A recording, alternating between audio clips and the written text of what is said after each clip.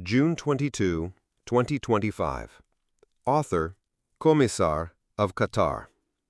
I have said many times that it is time for Russia to say goodbye to Putin, and that nothing good can be expected from his rule. I am not calling on the people to overthrow this power.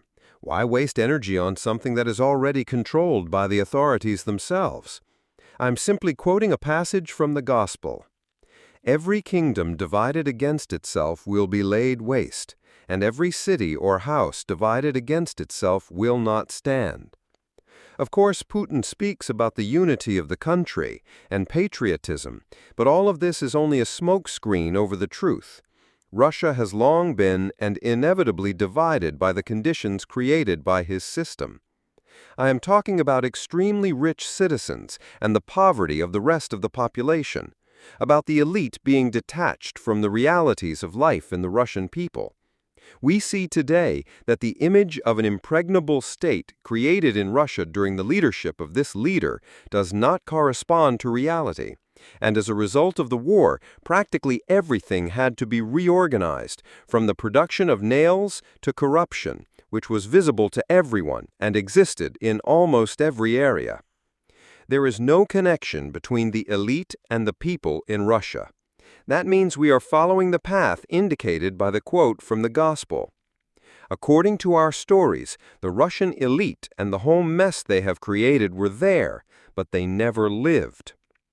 You might say, these accusations are baseless. You need to provide facts.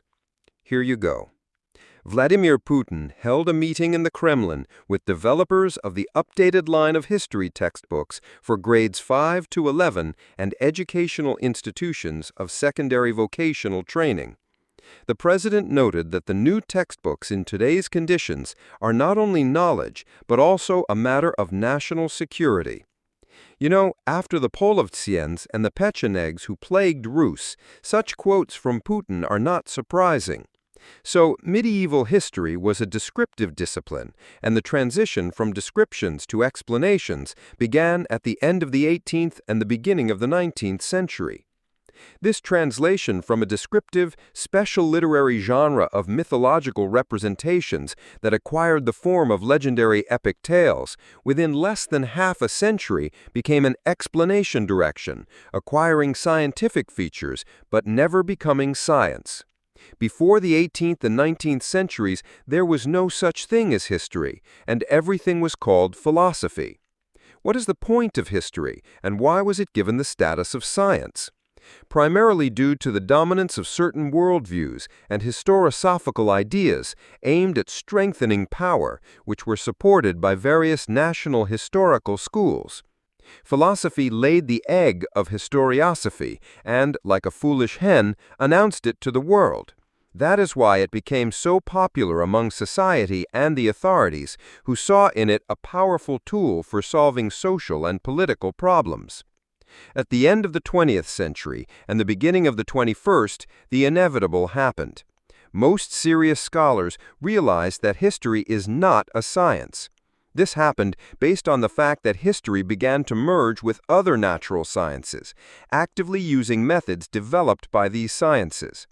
Further differentiation of research significantly enriched the arsenal of the historian, but at the same time created a threat of splitting the traditional, fabricated and imposed by the authorities, subject of historical science, turning it into subdisciplines of other sciences.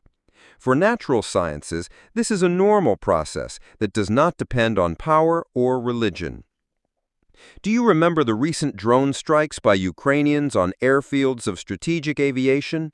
It was only a rehearsal before Iran, which allowed the Israeli attack.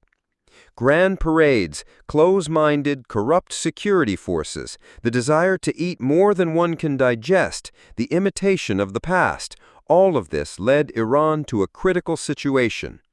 Where did Iran get such a policy from?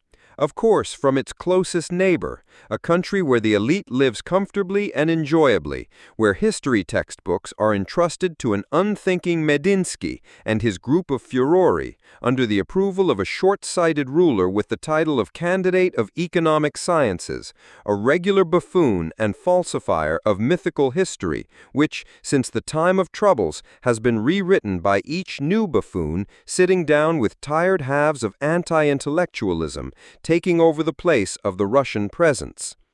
Have you seen these textbooks? I have. It's all about the Polovtsians and the Pechenegs.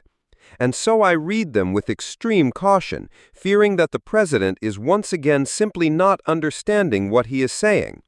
Putin emphasized, history is not only knowledge of the past, but also a way to understand the present and build the future. What? What? This expert on truth is, as always, kind and naive, almost like Carlson hiding in ambush behind jars of jam. It turns out, according to Putin, knowledge is a way. That's exactly Putin. The ability to gain new knowledge by intuition or in a flash, that's intuition. Usually it is associated with the unconscious.